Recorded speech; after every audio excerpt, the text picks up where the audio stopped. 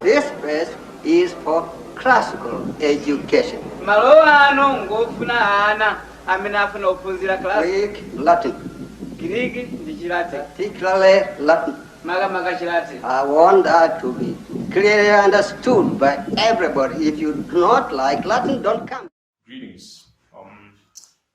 My name is Nyaka. I'm in Form 3, and I'm at Kamuzu Academy. I learn at Kamuzu Academy. For this presentation, I've chosen the myth of Osiris and Isis. This is the Egyptian myth, one of the most prominent stories of betrayal, if not the most prominent. And this is the myth of Osiris and his brother Seth. Consumed by jealousy, Seth murders Osiris, the benevolent king of the afterlife, representing a stark depiction of treachery and struggle between order and chaos.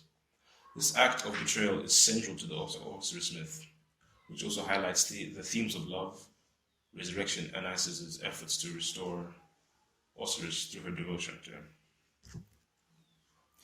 Now, the first reason I've picked this story, this myth, is because of the betrayal, as it is very well known for.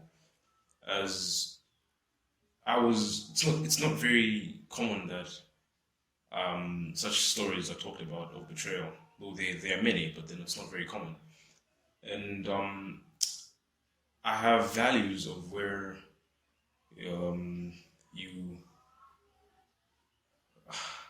you might need to cut this part out.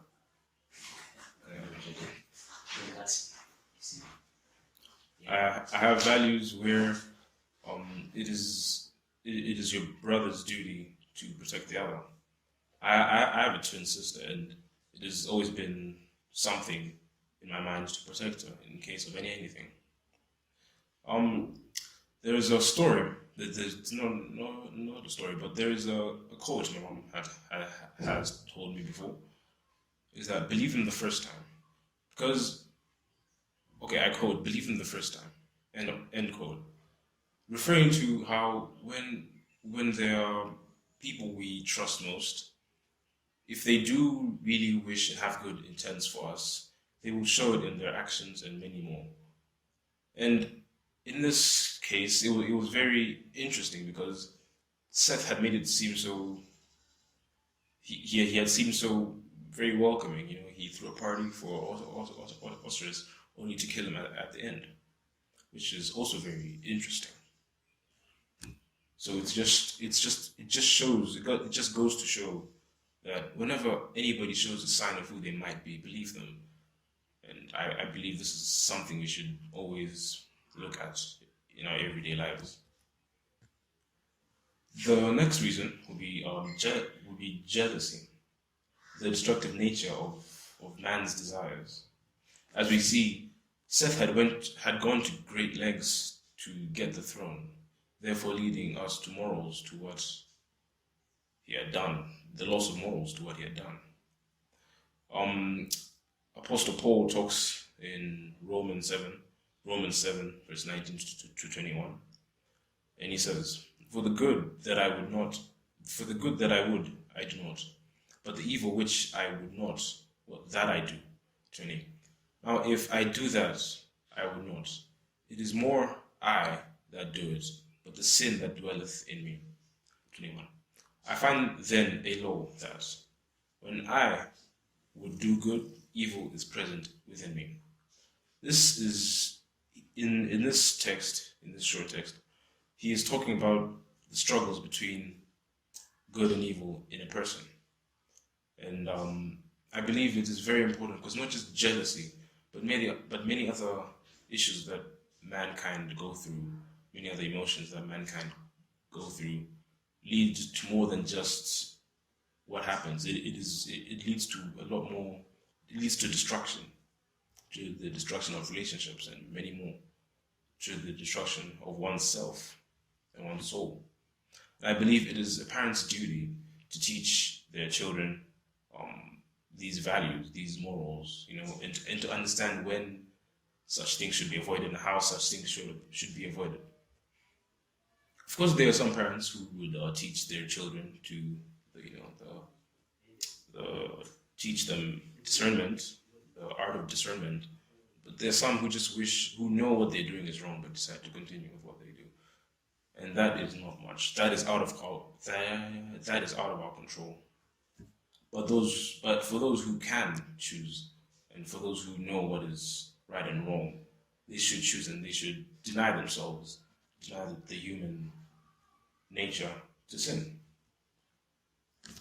Now, third reason would be loyalty. Loyalty to one's partner.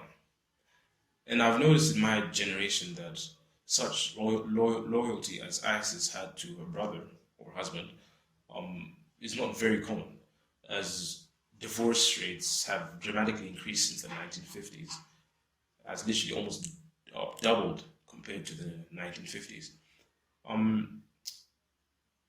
As I've grown up, I've begun to value relationships between people, between two persons, as it is more than just talking and everything. You become one when you're in a relationship. So to just throw this dating and marriage thing around, it's not what marriage is. By definition, marriage is not just being friends with someone where you just do what you guys would do if you guys were married, but without the connection. It is very important to have the connection, be loyal to each other, and not just do whatever you may wish. So it's not dead, but I can see a lack of it in my generation, and very likely the generations to come.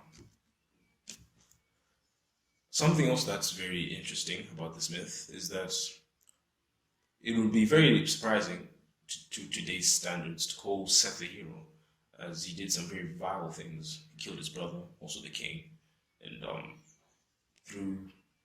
cut him up and threw him around the city, around Egypt, through Egypt. And he would have been considered a hero, though, in ancient Greece, as the ancient Greeks had a different understanding of what a hero was, as a hero would have been anybody who lived an extraordinary life. And this is something that Seth and Isis and even Osiris had lived, as many things had happened to them, So that's about it.